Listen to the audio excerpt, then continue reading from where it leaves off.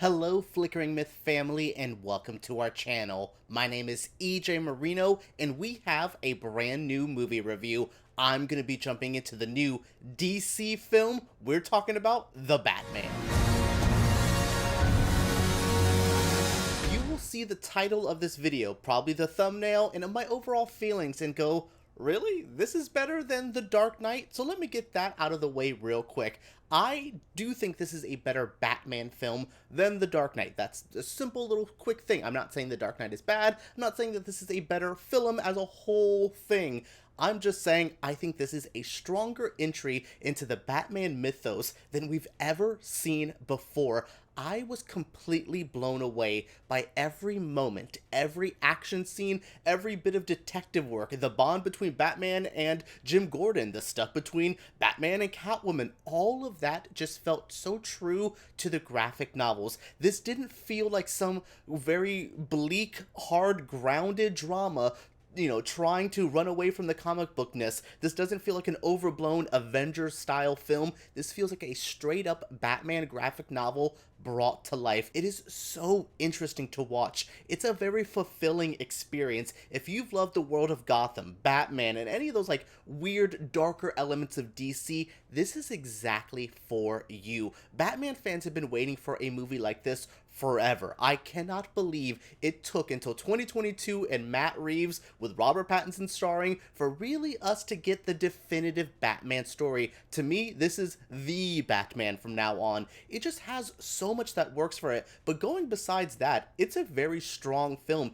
It's a bit horror inspired. This is a very dark, very fun movie to watch, but it's dark. It gets a little brooding. It gets heavy at times. The ending isn't the most upbeat. Oh my god, I cannot wait until everything is pitch perfect. And yeah, no, this is a very it's a very interesting movie because it's a lot to digest. I really appreciate that. For today's review, we're going to be jumping into things like the story, the characters, and my favorite moments. Let's start off with the story. We're year 2 into Batman. We have a Batman slash Bruce Wayne who is journaling, who is really deep into this lore. He's not as, coming off of Ben Affleck, it's really fun to see a Batman who's not completely jaded yet. He still has that glimmer of hope that he could change Gotham. I really like that. We're seeing a Bruce Wayne and a Batman really trying to find himself here very early on. He's kind of well known by the public. We all know we have a mass vigilante. He's kind of getting involved with Gordon. Him and Alfred are a bit more kind of advanced into their relationship. I love all of these things. It really helps this Batman feel easy to get into. So we are in year 2 with Batman. Bruce Wayne is here and just trying to figure out what to do with life, and then the Riddler comes. The Riddler, played by Paul Dano. He is here to expose a lot of things in Gotham, not just the bad guys, not just the crime underworld, but he's trying to figure out if he can expose all the good guys in Gotham, people like politicians and cops that maybe aren't as up to par, aren't as good. So it's interesting. Batman and Riddler have a very similar idea of what they want to do for the city, but they're doing it very different ways. Way more brutal for one way, though this Batman is a bit brutal and badass as well. But he's like, Riddler, you cannot do this as you want to do it. You are a crazy person. And that's basically the conflict. We have the stuff with the police drama and Riddler kind of attacking police. So then Bruce Wayne and Gordon have to work for that together. Then we have stuff like Catwoman, who is involved in the mob stuff, who has her foot into the dark side, so Batman tries to use that to get more information, and then those two kind of get together. We'll talk about characters in a bit and how much I love Batman and Catwoman, but yeah, so that's the basic plot of this. Bruce Wayne slash Batman are trying to figure out what the hell Riddler is doing. Riddler is trying to expose all the bad people. It's an easy to digest plot. For 3 hours, they really stretch this plot out very nicely. We get the Riddler stuff, we get the crime stuff, we get solo Bruce and Batman stuff. It's so good. We are not left wanting anything else. I want to see more movies, but this film was a fully satisfying experience. It's a good example of setting up things for other films, but still giving me a complete experience here. A good script, a good story with so many good lines. I love where we are at with our story in this universe. In the character section, I'm going to break it down into the 4 biggest talking points. We have Batman, Catwoman, Riddler, and everyone else. Everyone else is like Falcone and Gordon and people like that. So, Batman, how does Robert Pattinson do? Well, great. I don't know if you've seen Good Time or The Lighthouse, you know he's a good actor. I mean, Cosmopolis. I mean, there's a lot of examples of Pattinson being a good actor, and he brings it here. His Bruce is amazing. I love his Batman, though. He spends a lot of time in that bat suit, which is refreshing. I mean, I feel like sometimes we never know how to split up the divide. Yeah, we don't get as much Bruce here, but I do think in other entries, he's going to spend more time as Bruce because this movie is a big reminder that he can't leave Bruce behind. Pattinson plays this troubled, very layered Bruce Wayne very well. I love the stuff with him. His family may not be the best, and him having to figure that out. But also, I love the Batman stuff. He's a complete brutal badass. He's also a bit smart. He's not perfect, though. There's a moment where he's like flying through the city and he runs into something, and I just love that he isn't perfect yet. He's still trying to find his place, and that is so refreshing. It's a great take on Batman. I think Pattinson really makes his mark, and to me, is one of the strongest yet because he gives me Bruce and Batman perfectly. Someone else who plays a very good role in this is the Riddler. Oh my goodness, Paul Dano plays a terrifying character. I mean, he is straight up Jigsaw inspired. He is gross. He adds little elements of the girl with the dragon tattoo, a little bit of Seven, a little bit of Saul. He's a terrifying character, and I loved it. I love the redesign. I love what he's trying to do. I love that. I don't want to say much about him, but he's a very smart man, and he plays the game very well. It's really cool to see someone as smart as he is take on someone like Bruce, who is very smart, but again, maybe not the most. If this Riddler was dealing with year 5, year 6 Bruce Wayne, would have been a different story, but he caught him early enough that he's not perfect, that he takes a bit to figure out the riddles or what's really happening. I think that is so good. I love the Riddler Batman relationship in it. It really, really was interesting. It really felt so different than any other Batman villain he's had. It felt a little at times like the Heath Ledger, Christian Bale, Joker Batman relationship, but it's very different. I just like it seems like there are going to be back and forth enemies for a very long time, which is something they did very well in The Dark Knight, which I don't think a lot of other Batman films have had. Villains that feel like lifelong, I'm going to be dealing with you forever. But the Riddler and, you know, things like the Penguin and stuff, those are people that he's going to be dealing with for a very long time.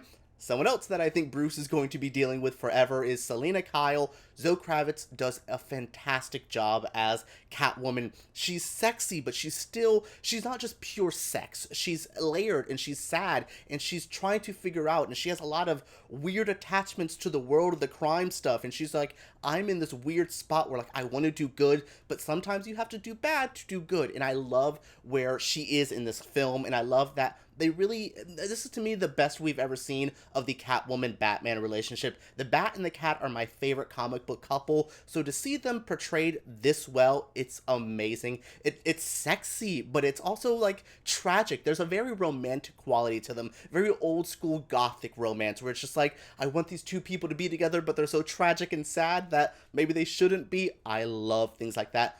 What a good relationship. Yeah, now we have the the leftovers. Alfred, Gordon, Cobblepot, everyone is good. I truly do not have a complaint in anything. And maybe there's not a lot of Alfred in this film. Andy Serkis is an actor I love, so I would have liked to see him more. Not a lot of Andy Serkis, small complaint, but I will say, honestly, Gordon maybe should have had his own spot. I love Jeffrey Wright as Gordon. He is strong. He's commanding. He is so good with his stuff with Batman. There's a scene we've seen in the clip where Batman punches him, and later on he's just like, bro, I told you to take it easy. And Batman's like, that was me taking it easy. Sorry, you can't keep up. Like, I love the Gordon and Batman stuff. It's a little bit of Brad Pitt and Morgan Freeman in Seven's relationship, really similar to that, where, like, the grizzled veteran taking on a newcomer and their kind of weird relationship. I love Gordon in this. I really like Colin Farrell's Cobblepot, a complete transformation that you would have never seen coming. Like, I truly was talking to other friends after, like, other critics, and they were like,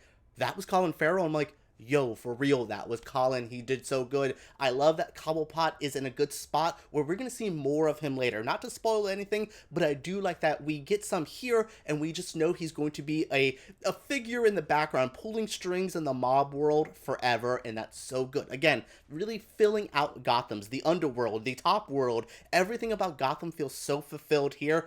It's a joy to watch. Oh, and then the mob people, like, we have, like, Falcone's great, John Turturro, you know, things like that. They're all good. Again, no complaints in the acting department. Everyone was great. So in this section, I'm going to talk about my best moment and my least favorite moment. My best moment, the action scenes. I usually like the drama, the sadness, the talking. Again, I like Zack Snyder movies when it's just people being sad for 3 hours and talking about stuff. This movie has some of that, but also this movie has great action scenes. There's a car chase in the Batmobile, dope. The fights start early and they're often. I really like the first Batman Catwoman fight, great, love that stuff. The end fight is really cool. The whole end of this movie is very interesting, very different than most Batman movies.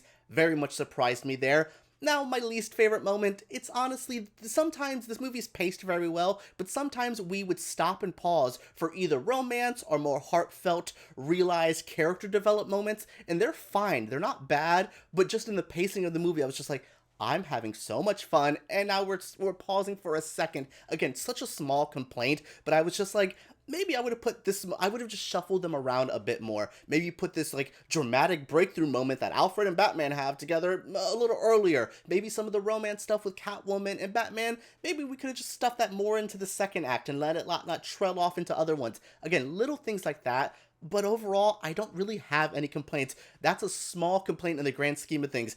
I really like this movie. I don't know what else to say. There is so much to enjoy. I've only touched the surface of this movie. There is so much to dive into. I can't wait to do a longer review. Alright, everyone, that is it for my review of Batman. To be honest, I'm going to give this movie a 5-star. It's my favorite Batman film I've seen in a while. And again, I love Batman v Superman.